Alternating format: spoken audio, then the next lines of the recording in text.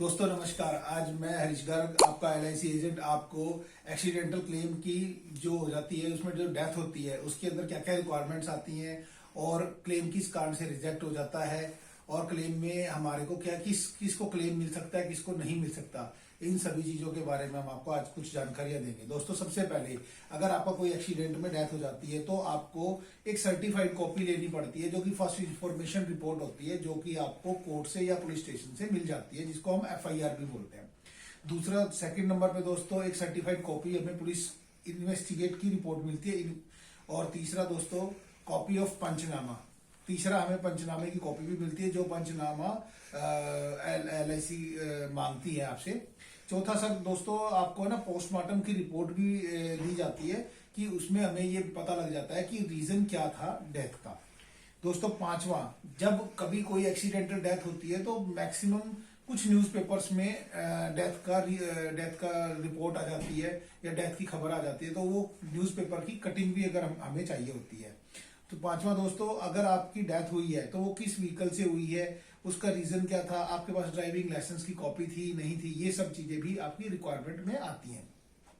दूसरा दोस्तों, एक सबसे बड़ी चीज है कि आपको सब डिविजनल कोर्ट से जो मजिस्ट्रेट होता है उसकी एक फाइनल स्टेटमेंट दी जाती है, जिसके अंदर मजिस्ट्रेट ये बताता है कि ये जो डेथ है ये नॉर्मल डेथ है या सुसाइड डेथ है या एक्सीडेंटल डेथ है। तो ये मजिस्ट्रेट का जो बयान होता है वो बहुत ही महत्वपूर्ण होता है।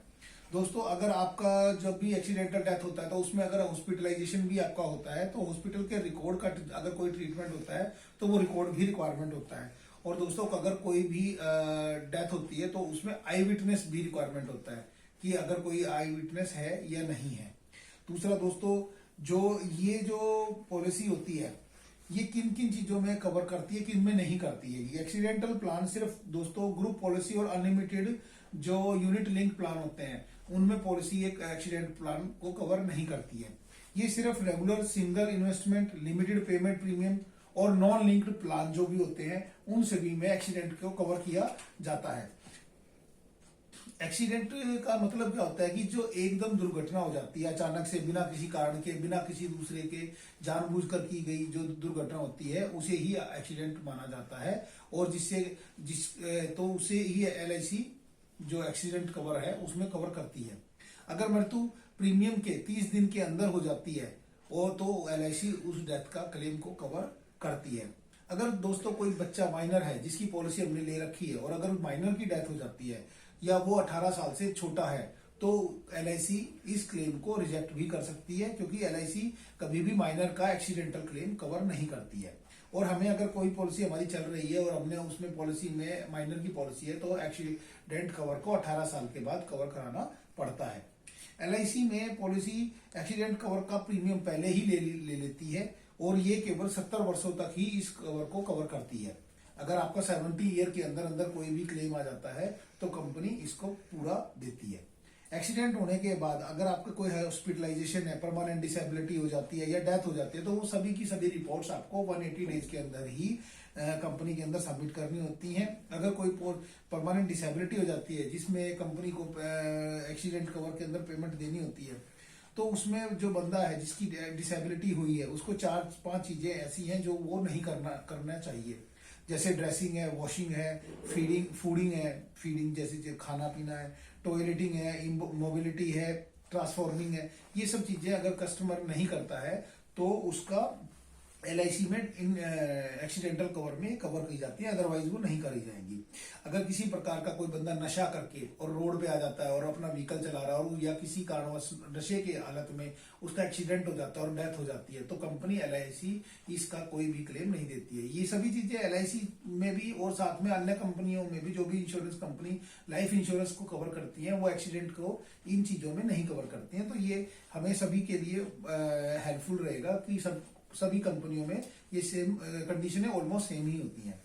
अगर कोई बंदा एयरक्राफ्ट में नौकरी करता है तो उसको भी इसी दायरे में लिया जाता है, उसको भी कवर नहीं किया जाता है। लेकिन अगर वही बंदा पैसेंजर के रूप में ट्रेवल कर रहा है, कोई जो अपना किराया लेकर और ट्रेवल करता है तो उसमें एक्सीडेंट कवर किया जाता है। अगर कोई बंदा मिलिट्री में है और उसका एक्सीडेंट हो जाता है वहां पे मिलिट्री में, जैसे जंग छिड़ जाती है या उसमें कोई डेथ हो जाती है तो उस कंडीशन में या पुलिस में, बीएसएफ में, पैरामिलिट्री में, इन सभी में भी एक्सीडेंटल कवर को कवर नहीं किया जाता है।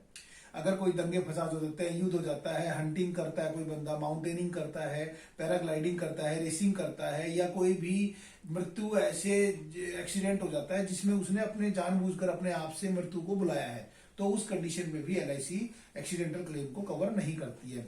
अंत में दोस्तों आपको मैं बताना चाहूंगा कि जो भी कोई रीजन है, आप अपने एक्सीडेंटल क्लेम को कंपनी के अंदर सबमिट जरूर करें। कंपनी कई बार कुछ पॉइंट्स तथ्यों के आधार पर किसी भी कई कंडीशनों में क्लेम को एक्सेप्ट भी कर सकती है और कुछ कंडीशंस में एक्सेप्ट नहीं भी कर सकती है। तो हमें अपने आप को ये नहीं सोचना चाहिए कि हम अपने क्लेम को सबमिट ना करें। हमें समय रहते हुए कंपनी को इन्फॉर्म भी करना चाहिए और हमें अपना क्लेम सबमिट भी कर देना चाहिए, जिससे कि कंपनी को एक सही निर्णय लेने में आसानी हो सके। दोस्तों मैंने आपको एलआईसी में या लाइफ इंश्योरेंस के अंदर कोई भी एक्सीडेंटल डेथ क्लेम आता है तो उसके बारे में कुछ जानकारियां आपको दी हैं जो कि आपके क्लेम के अंदर काम आएंगी। और दोस्तों अगर मेरी बताई हुई जानकारी अगर आपको अच्छी लगे तो कृपया मेरे चैनल को सब्सक्राइब कर दें, जिससे कि मैं नेक्स्ट कोई भी वीडियो बनाता हूं तो वो आपको और बेल आइकन का बटन भी दबा दें, जिससे कि मेरी नेक्स्ट वीडियो का नोटिफिकेशन आपको मिल जाए और मेरी दी गई जानकारियां फ्यूचर में भी आपको प्रॉपर तरीके से मिलती रहे और आपकी नॉलेज भी बढ़ती रहे। और दोस्तों अगर मेरी वीडियो अच्छी लगे तो लाइक भी कर देना, और जिस भाई को इसकी जरूरत है या अपने आप जिनकी नॉलेज आप इंक्रीज करना चाहते हैं उनकी नॉलेज के लिए इस वीडियो को शेयर भी कर देना। अगर आपको कोई बात पूछनी है तो आप मेरे मोबाइल पे भी कांटेक्ट कर सकते हैं। मेरा मोबाइल नंबर है 7042912080। हम हेल्थ क्लेम, मोटर इंश्योरेंस और लाइफ इंश्योरेंस, सभी इंश्योरेंस फील्ड के हर एक प्रोडक्ट को हम डील करते हैं। आप किसी भी चीज के लिए हमारी सेवाएं यूज कर सकते हैं। थैंक यू वेरी मच दोस्तों, थैंक यू।